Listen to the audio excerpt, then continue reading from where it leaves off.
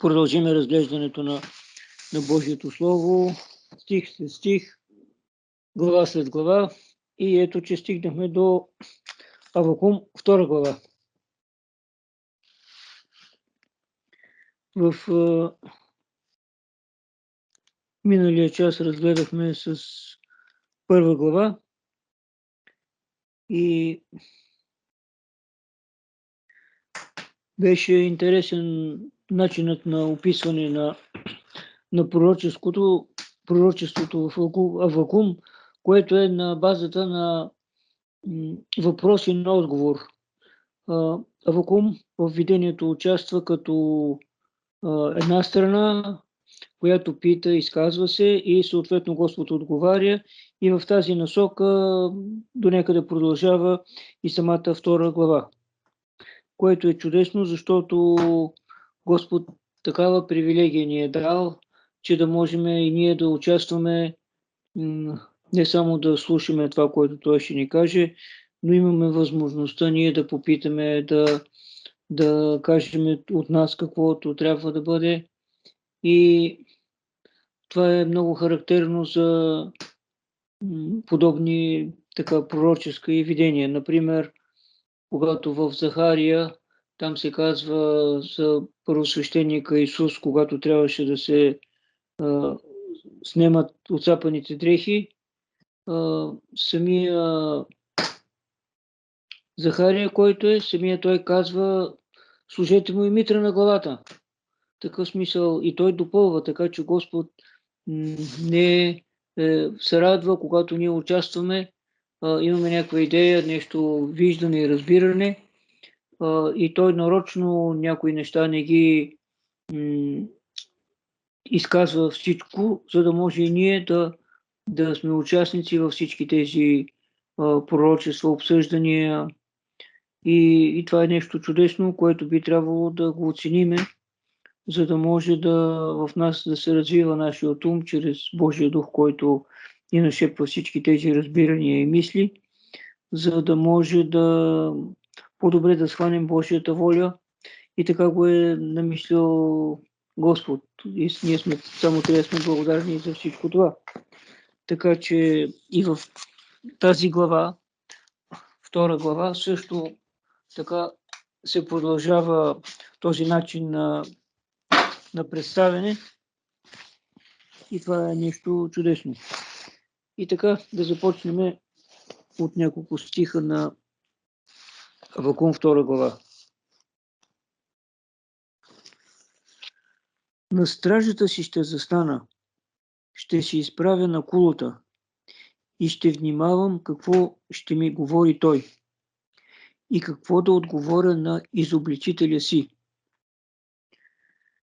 Господ ми отговори: напиши видението и го изложи ясно на дъщици, за да може да се чете бързо, защото видението се отнася за едно определено бъдеще време. Но бърза към изпълнението си и няма да излъже.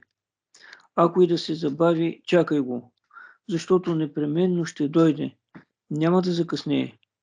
Ето, душата му се надига, не е напълно права, а праведният ще живее чрез вярата си. Това са така първите 4 стиха.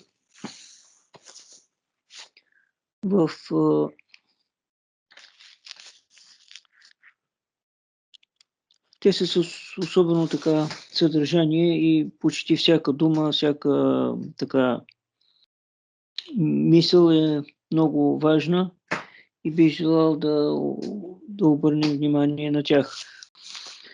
Започва така: на стражата си ще застана. Всъщност, какво означава това? Кое е тази на стражата си ще застана?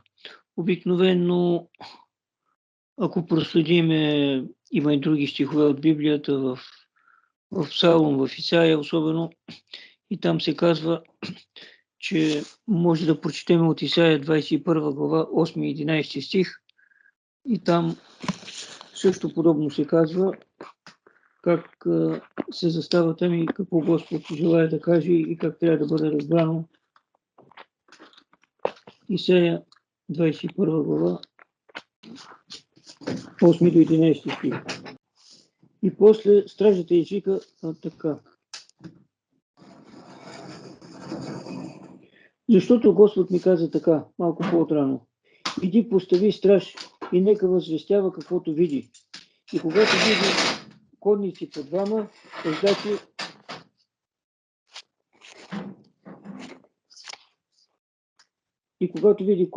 двама, ездачи на осли и ездачи на камили, тогава нека бъде наштрек, много наштрек. И после стражата извика като лъв. Господи, стоя в стражарницата ден след ден. Всяка нощ оставям на стража. И ето идат мъже, конници по двама. И той вече проговаряйки каза. Така че тук се говори за стражата, в смисъл мястото, от което се наблюдава обстановката. И тук по-скоро в стихът от Авакум е, че самият той, Авакум, застава на мястото, откъдето може да наблюдава и да стои. И по-късно ще разбереме за какво. Каза, ще се изправя на кулата, ще внимавам да видя какво ще ми говори той. Така че ако искаме да чуем Божия глас, да видим това, което той е приготвил да ни каже, би трябвало да имаме място, в което да застанеме и съответно да следиме, да сме внимателни за това, което Господ желае да ни каже. Мястото е, което трябва от което може да се наблюдава това, което става наоколо, а съответно пък тук да наблюдаваме това, което Господ ще ни покаже или ще ни каже.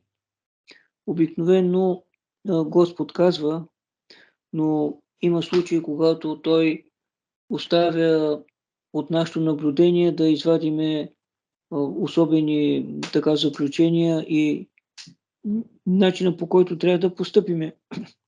Обикновено Господ изявява дадена воля, но понякога оставя и на нас чрез провидението, което работи около нас.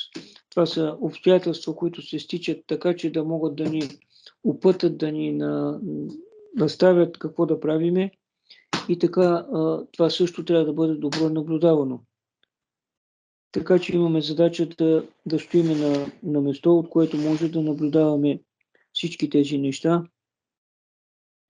И каза, ще се изправя на кулата. В такъв смисъл кулата е високото място, но и човекът, доколкото е възможно, може да се изправи с поне 1,50 или 70 да е над тази височина, за да може също да наблюдава и да е буден. Тогава, когато е изправен, бих казал, трудно се заспива, трудно се задремва и затова това нещо е необходимо да сме будни, за да може Господ когато ни казва нещо, ние да сме будни, да може да възприемем нещата. Обикновено тогава, когато човек е седнал или полулегнал, дремкът идва много лесно. Така, например, учениците, които бяха в Гецимания, набързо успяха да вземат такава поза, в която и задрямаха. Исус Христос трябваше на няколко пъти да идва и да ги събужда, да ги призовава да стоят будни. Така че и позата, с която заставаме, е също важна. Казва, ще се изправя на кулата и ще внимавам да видя какво ще ми говори той. Вниманието е много важно и тогава, когато всички сетива са насочени към това, което очакваме да чуеме, да видиме, това означава да внимаваме. Има неща, които отклоняват вниманието на човека и този усет, с който може да схване обстановката около нас, каква е, с духовния усет да прецени, да види. И това нещо е много важно. Например, за предпотопните хора се казват в Божието Слово, Исус Христос говореше за тях и каза, ядяха, пиеха се, жениха се и за мъж отиваха, гърдяха и съдяха и не усетиха как дойде потопът. Значи тук усетът е загубен, защото вниманието е насочено към съвсем други неща, които изпълват осторожността, насочват поглед, размишление в съвсем друга насока и човек не усеща, или с други думи, и затова тук е колко хубаво е казано и да внимавам какво ще ми говори той. Исус Христос специално обръща внимание да сме много внимателни към онези неща, които могат да ни попречат да сме будни, да сме осторожни и да сме внимателни. И каза, на няколко места пише, внимавайте да не би да натегнат сърцата ви в пиянство, прияждане и житейски грижи и денят да ви достигне като примка. Така че това е една чудесна възможност на Сатана да отклони нашето внимание и човек да не усети приближаващия край, било гибел или избавление. Кои са нещата, които пречат на осторожното внимание? Това е пиянство, физическо и духовно. Физическото няма коментар за него. Духовното също, това е отклоняване вниманието от тези неща, които задоволяват някакси сетивата ни или пък хранят, дават на ума някаква насока, задоволеност, при която се губи осторожността, възможността да се схване каква е обстановката около нас и да отреагираме. Много често това са най-различните теории, мнения, разбирания, бих казал, не че са извън Библията, но понякога са примесени с човешки неща или пък се издигат такива неща, истини от Божието Слово, които не са точно за това време и така вниманието се отвлича. И ако само с това се занимаваме, това е пак един вид духовно опияняване и което ни отклонява вниманието. Другото е прияждане, което също човек като прекали от необходимостта на храна, умът не може да бъде така бистър да насочи вниманието си към онези неща, които Господ ще ни каже и затова често пъти тогава, когато трябва да слушаме Божия глас, би трябвало да се храниме нормално или с по-лека храна, за да може да сме будни. Или когато има някакви решаващи моменти, срещи, разговори, отговорности, трябва да в тази насока да внимаваме много. И другото, което е житейските грижи, които неизменно също така отвличат вниманието и съответно не може човек да бъде осторожен, защото нещо веднага винаги изпълва умът му, целите и така вниманието бива отклонено. И затова не случайно казва и ще внимавам да видя какво ще ми говори той. Значи тук се отнася и зрително, и слухово, какво може Господ да ни каже. Съответно, трябва обстановката около нас също да бъде добре следена, за да може да виждаме това, което доказва провидението и това, което Господ говори. Всъщност, въпросът, който също се поставя, Господ говори ли? Как говори и как ние чуваме Неговия глас? Това също е нещо много важно, защото не винаги може да е пряко във видение нещо видяно и говорено, но пак Господ намира начин да говори. В книгата на Евреите, 1 глава, 2 стих, първи и 2 стих, и там може да прочетеме. Бог, който в многобройни частични откровения и по много начини е говорил в старо време на бащите ни чрез пророците. В края на тези дни говори на нас чрез Сина, когото постави наследник на всичко, чрез когото и направи световете. И тук е съвсем ясно, съвсем точно казано, че в края на тези дни, в които и ние живеем, говори на нас чрез Сина или говори чрез Исус Христос. Така че би трябвало да знаем това нещо и да чуваме Неговия глас. Не случайно много пъти подчертава, но и просто да не ни омръзне това нещо, но това е съвсем определено и много важно. В посланието към Откровение 3 глава към Лаодикия, Христос казва така: ето стоя на вратата и хлопам. И ако някой чуе гласът ми и отвори вратата, ще вляза при него и ще вечерям с него и той с мене. Така че тук съвсем ясно е подчертано, че той говори. Казва хлопа и ако някой чуе гласът ми. И този глас какво ни говори, вече е въпрос, който трябва да се разгледа, когато някой друг случай се занимаваме. Другото, което е, че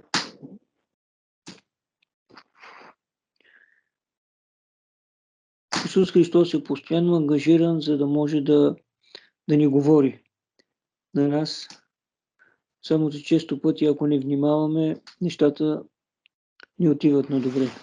В Матея 13 глава, 19 стих, ни е разказан една притча, в която съвсем ясно се говори, съвсем ясно е изявено какво се говори и кой говори.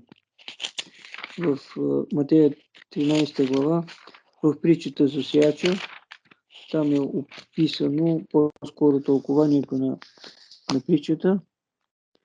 И притчата казва така: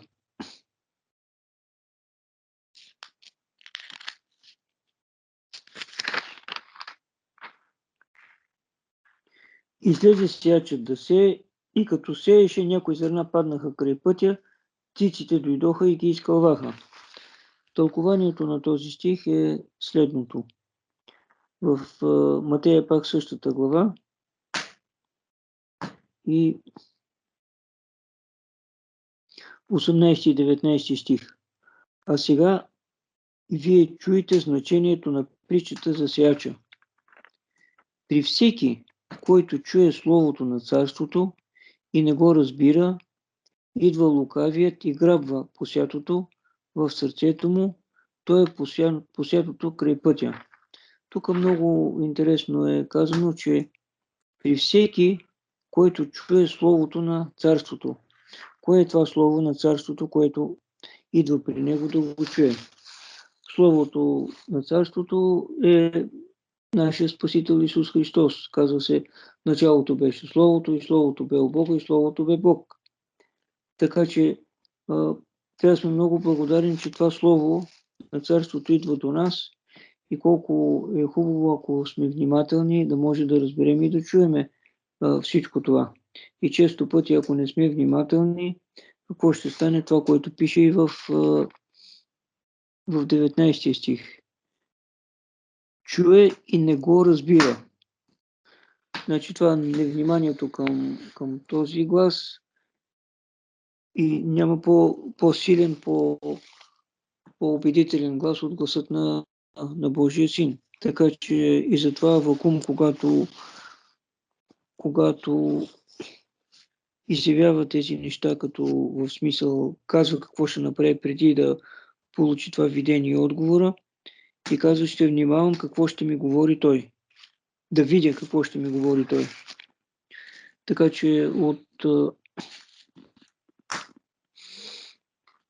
вниманието е много важно и тук осторожността е вече и да чуе и да види.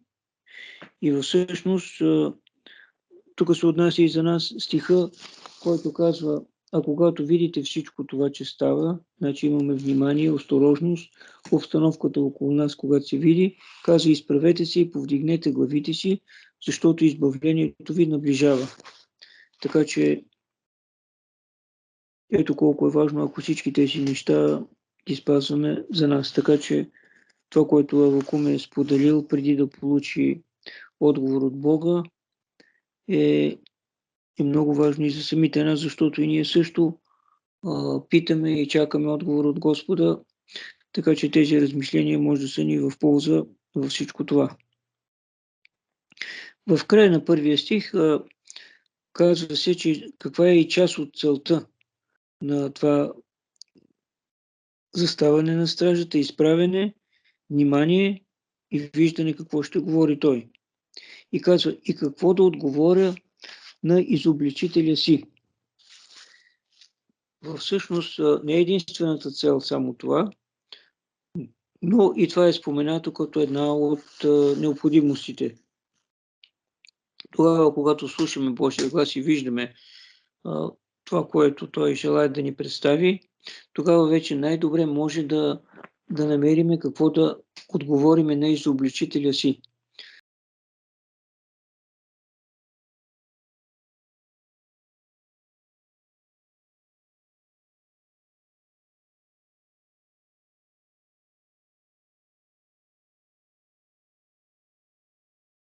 Отношението им към нас обикновено в тая насока е, тъй като да вземе като народ Израел, тъй като той е съгрешил с идолопоклонство, с отделяне от Божия път, всички тези, които са около него, почват да използват затрудненията, които той има, в които ги поставя Господ, за да може да дойде до истинско покаяние и разбиране и съответно да натякнат в тая насока, мисля, че се каза изобличителят си, за да може да споменат, че това, което го постига, не е добро и действително е такова. Но като отговор на изобличителя си може да се намери това, което Господ казва, че той е промислял това нещо, тези обстоятелства, които са затруднени или идват като наказание или като възмездие, те имат с цел да ни поправят, с цел да ни върнат при Бога и да застанем на право и здраво място. И затова предполагам, да в една посока може да се обмисли така, какво да отговоря на изобличителя си. За да може вече да каже, че да, верно е, има такива обстоятелства, но чрез тях Господ желая да ни изчисти, да ни избели и да ни приготви напълно, да ни направи чисти. Така че това е много важно. Дали трябва винаги да отговаряме на изобличителя си? Не винаги. Много пъти трябва да си премълчим, но има моменти, в които трябва да кажем и ако има какво да кажем, въз основа на това, което Господ ни е предал като отговор, като разяснение, и то ще е най-силното, защото иначе ако се остави ние по-човешки с човешки думи да отговаряме, ние сме много, много словокотливи, много сме така острумни, веднага се сещаме кога и какво да кажем, как да казвам така по-човешки, как да затапиме човека или да го поставим в неудобна ситуация, но това не е отговор на изобличителя. Отговор на изобличителя е според това, което Господ ни е казал и той е кратък, без много думи, без да се препираме, без да водим дълги дискусии и разговори, в които ако тръгнем да се оправдаваме, човешки елемент излиза и грехът е неизбежен. И ето тук характерното е, че Господ отговаря. И във втори стих съвсем така категорично Господ казва и Господ ми отговори. На кое? На това, което той беше готов да пита от миналата глава, да сподели и тук на готовността вече той буден, застанал на стражата си, внимава и гледа какво ще говори Господ и при такъв случай Господ с удоволствие отговаря и специално дава напътствие какво да се направи. В втория стих той казва така: напиши видението и го изложи ясно на дъщици, за да може да се чете бързо. Всъщност това, което Господ показва и казва, трябва да бъде направено достъпно до повечето хора или до всички човеци. И затова това нещо пророкът го вижда и чува, но на него не му се казва само да предаде с глас или с думи, с слово това, което Господ му е казал, но да може да го напише. И казва, хубаво казва, напиши видението и го изложи ясно на дъщици, за да може да се чете бързо. Или колко важно е, когато Господ има определена вест, тя да бъде предадена на народа или на тези, до които се отнася, и то съвсем ясно и разбрано.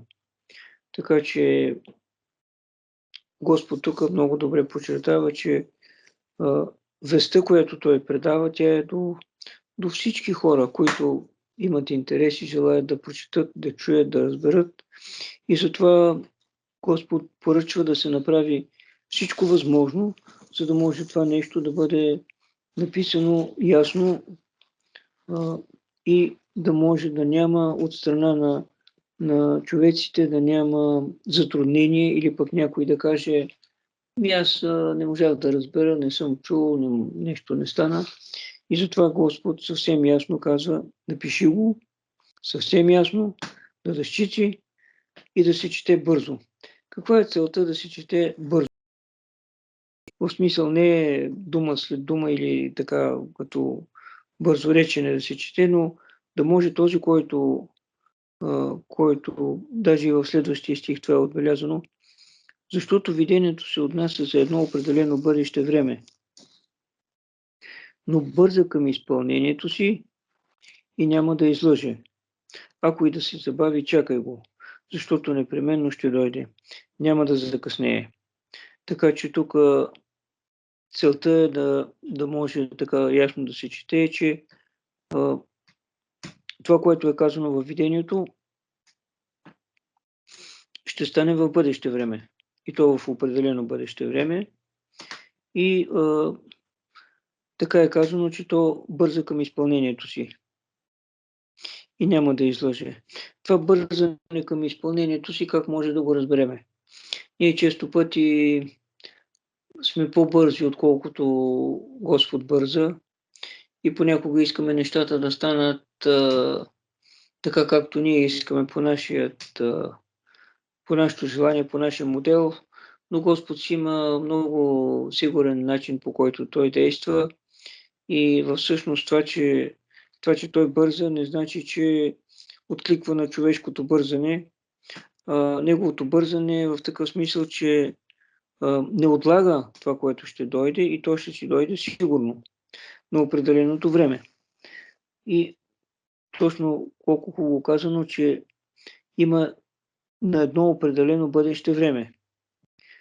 Сега това бъдеще време понякога за нас може да е бавно, може да е бързо, но небесният часовник се движи точно и на време и няма при него закъснение или избързване. Но тъй като понякога ние човеците сме така нетърпеливи и затова ни е казано така. Ако и да се бави, чакай го. В смисъл не, че пророчеството или това, което Господ е написал, се бави, но поради нашата припряност или нашето желание да стане по-скоро, понякога ни се струва, че нещата се бавят и затова ни е даден този съвет. Ако и да се бави, чакай го. В такъв смисъл не трябва да разчитаме на нашата купнеше желание дадено нещо да дойде или да се забави, но в смисъл ние сме длъжни да чакаме. И не случайно последният Божий народ се казва адвентисти или очакващи. В такъв смисъл идването на Господа закъснява ли, избързва ли, бави ли се, то се идва на време. Но често пъти онези неща, които Господ изисква ние да сме готови на време и ние се бавиме, те са нещата, които така видимо довеждат до закъснение на нещата. Така че нашата мудност, нашата неподготовка, невъзприемане на това на мерките, които Господ е желаял, за да се подготвим. Често пъти така видимо забавят нещата, но Божия план не пропада, той се изпълнява точно. От нас зависи да го чакаме. В смисъл какво да чакаме? Изпълнението на това, което Господ е казал. То не е само като събитие, но и като процеси, които трябва да се изпълнят, защото събитията се изпълняват и на земята събитията се задържат или се избързват понякога от подготовката на и будността на Божият народ. Виждаме в Откровение, там където ангелите бяха готови да пуснат ветровете, беше изпратен ангел, който да каже: стойте, стойте, стойте. Значи не пускайте ветровете, защото още не е подпечатан Божият народ. Значи от тук се вижда, че подготовката или мудността, или активността относно пробуждане и подготовка все пак дават насока на развитието на определени събития на Земята. Така че и сега, ако виждаме някакво отлагане до пълна активност, пускане на ветровете, това е поради мудността на Божият народ да бъде подготвен и съответно запечатан. И последната мисъл от 3 стих е: защото непременно ще дойде и няма да закъснее. Така че нека сме достатъчно търпеливи и будни и чакането ни да не е бездействие, да е активно, да не би да чакането ни да заприлича на чакането на девиците, които задремаха, а по-скоро чакането ни да е активно, защото понякога забавянето може да е заради нашата неподготвеност и ако проспиме или предремеме това време, ще бъде късно. И тук 4 стих е с едно особено значение, което специално мене много ме развълнува. И казва: ето, душата му се надига, не е напълно права, а праведният ще живее чрез вярата си. Всъщност тук се казва: ето, душата му се надига. За кого става дума въпрос? Допреди малко се говореше за видението, но тук ето, душата му се надига, не се отнася за видението, защото видението не може да кажем, че има душа, нито пък, че не е напълно право. Тук се говори вече за това, става дума за това, за което говори самото видение. Тук се говори по-скоро за, както разбрахме и от първата глава, за халдейците, за вавилонците, които ще дойдат. И тук в следващите стихове, пак следващия път, когато ги разглеждаме, ще видим, че става дума за тях и точно за него, за това царство на вавилонците и халдейците, казва: ето, душата му се надига, но не е напълно права. Всъщност надигането е един вид възгордяване или пък така увеличаване на сила и мощ, но точно в това се крие опасността и да се сбърка най-много. Винаги, когато човек се възгордее или почувства сили, прилив на енергия, с която смята, че той нещо може да направи и да извърши, то е много близко до грешката и затова съвсем ясно е написано, че душата му се надига, не е напълно права. Така че по-добре никакво надигане да нямаме, за да не би да се отклоним от правото. И последната мисъл, тя е всъщност много особено важна, защото точно това ни предупреждава да не разчитаме на човешките си сили или на надигането на нашия дух в самите нас, назъци, или пък гордостта, или силата, или упованието на това, което вършим и правим, а казва, а праведният ще живее чрез вярата си. Всъщност, тук вече съвсем ясно ни е залегнало, че разглежда няколко, че праведният ще живее чрез вярата си. Точно така е споменато. Всъщност, какво означава това? Праведният ще живее чрез вярата си. И ще кажем, и това много хубаво така. Значи, като сме праведни, вече чрез вяра ще живеем. Но въпрос е, можем ли да станем праведни, че да живеем чрез вяра? А тук не ни се казва, че грешника ще живее чрез вяра. Тук се казва, праведният ще живее чрез вяра. Въпрос е, как грешника може да стане праведен? Тук пак е на много стихове от Библията, че пак е необходима вярата. Значи без вяра ние не можем да угодим на Бога. Без вяра ние не можем да станем праведни, защото грешният човек му трябва да повярва в Исус Христос и затова, когато Исус Христос дойде на много от хората, на които Той помага, лекува, прощава греховете, беше зададен въпроса, вярваш ли в Божия Син? И така, че вярата в Исус Христос, това е важното нещо, за да може да станем праведни. Има тук няколко стиха, които би желал да ги прочетеме. В Йоан 3 глава 36 стих, с което може да изясним така накратко, макар че това е една дълбока тема, но по-скоро да дадем възможност за размисъл, отколкото да всичко да се изясни.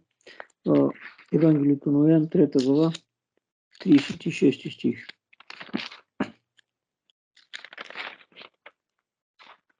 Който вярва в Сина, има вечен живот, а който не слуша Сина, няма да види живот, но Божия гняв остава върху него. Така че вярата в Божия Син е решаваща. В Римляном 1 глава 17 стих.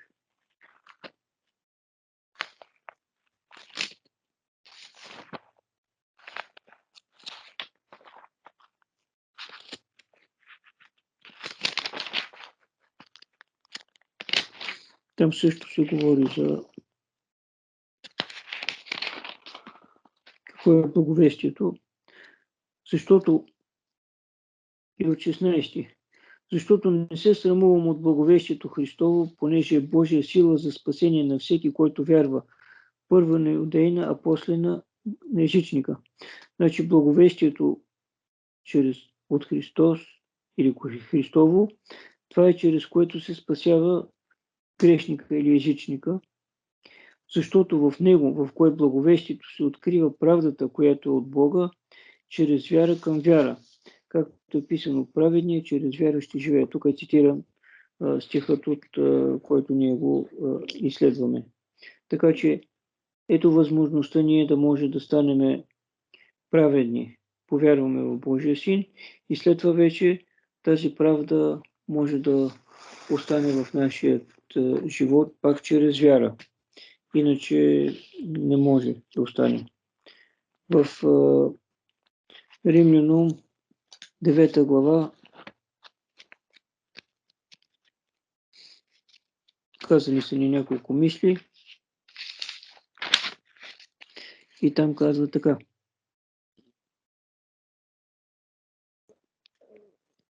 От 37 до 39. Не, 9. Така. И така какво да кажем? Това, че езичниците, които не търсиха правда, получиха правда. И то правда, което е чрез вяра. Значи езичника или грешника получава правдата чрез вяра в Исус Христос. А Израел, който търсише закон за придобиване на правда, не стигна до такъв закон. Защо? Защото